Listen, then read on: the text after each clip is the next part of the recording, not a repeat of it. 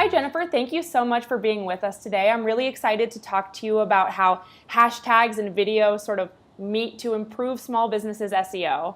And I want to dive right in and say that a lot of us are used to hearing about hashtags on Twitter, but most of us aren't familiar with the fact that they're indexed by Google for SEO. Can you explain what a hashtag really is and how that whole system works? Yes, thank you very much. So hashtags is basically a way that Twitter figured out to lump all the information about a subject, product, offering in one spot. So by using a hashtag and a keyword to describe whatever it is, let's say, for example, hashtag shoes, you'd be able to go to Twitter and find out everything about shoes. Google has made an alliance with Twitter effective February 4th. So by doing so, anytime somebody searches a hashtag on the Google search engine, they then have all of that information that we just discussed that the hashtag puts in one category at a click of a button. They can do it via mobile or they can do it via PC. That's awesome. So, like I said, a lot of people think of hashtags in terms of text and associated with tweets. But your company, hashtag Vidit, actually associates it with videos. How did you figure that out, first of all, because that's really interesting? And then how does that work?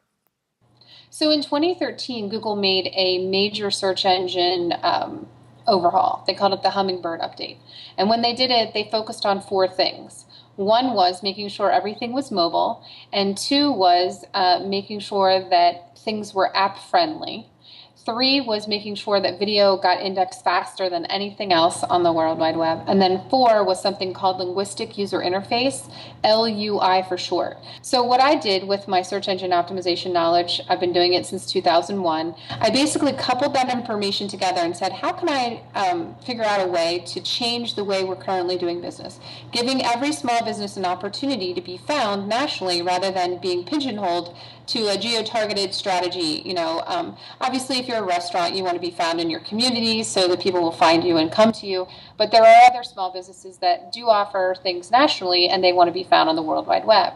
So we just started playing around with the hashtag keyword search paradigm, knowing that when we patented our technology, Google actually started recognizing hashtags on the search engine and never made it official until this year.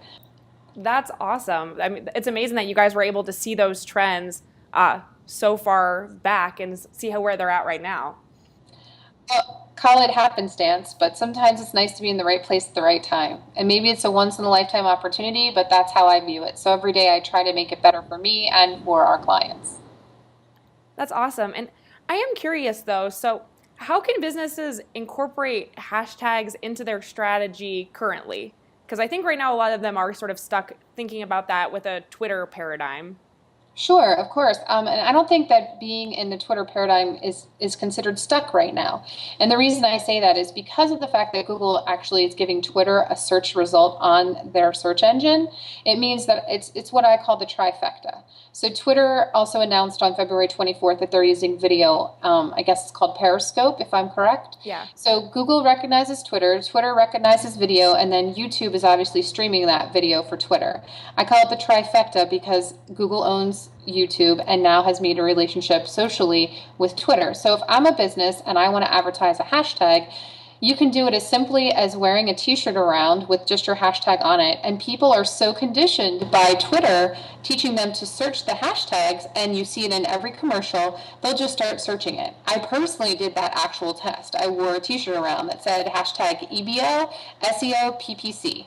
Nobody knew what it meant, and in 5 days I got 59 unique views, and only one person asked me, what does that hashtag mean? What is that?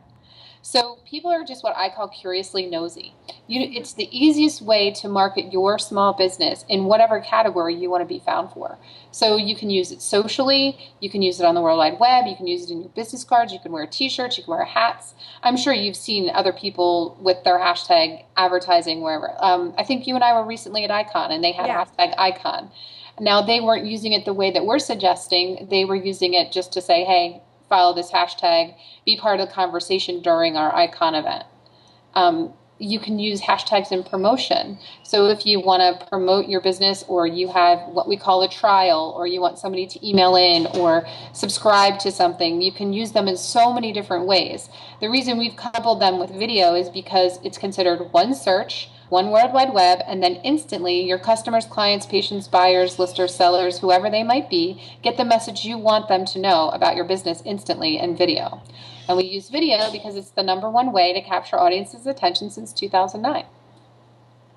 That's fantastic. And I love your example with the shirt that you wore around, because I think it is so funny that people would just search a hashtag without even knowing what it is. But do you have any other examples of how this sort of strategy has worked for businesses? And your business in particular would be a great thing to hear about. So for my business in particular, it was really easy for us to start the conversation about hashtag Vidit. It made it very brandable. Vidit meaning video in an instant, giving people instant gratification because that's what people want. So we actually just started using a video with hashtag Vidit, and it actually has some other meanings, but we've actually capitalized on the real estate. So if you search from your PC or from your mobile device, it doesn't matter if it's actually an Android or Apple, you would get the same search result. So the idea behind it is if you have a simple branding or marketing message that you want people to know about, you can brand it one way and they can still find it via mobile device as well as on the internet from a computer of some sort. An example that we just recently did for a large corporation, the Kimberly-Clark Corporation, is they have a brand called UCotex. And they wanted to position the keyword, the hashtag keyword, hashtag we got you and the letter for the UCotex brand.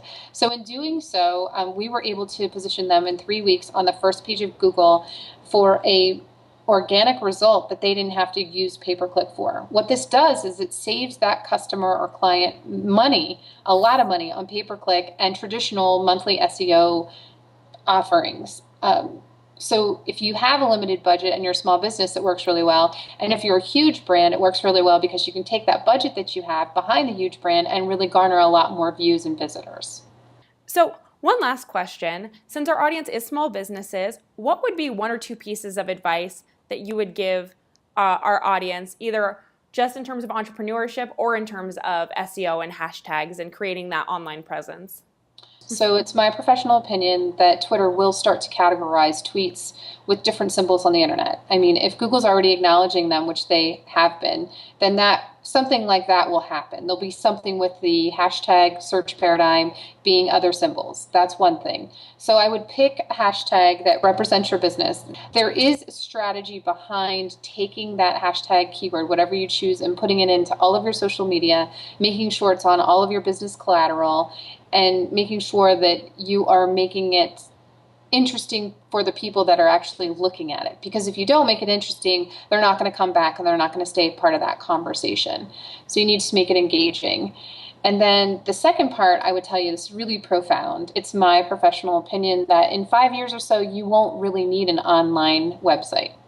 If you don't have a video, you'll be invisible on the internet. And Google's forward thinking is like, sure, they care if somebody has a website, but they make it very difficult for people's websites to rank. So choose a hashtag and get a video. And if you need help marketing it, obviously you know where to turn. However, you can do some of this on your own with their strategy, just, implementing it into your marketing strategy, whatever that might be. Awesome. Jennifer, thank you so much for speaking with us. Oh, it's my pleasure.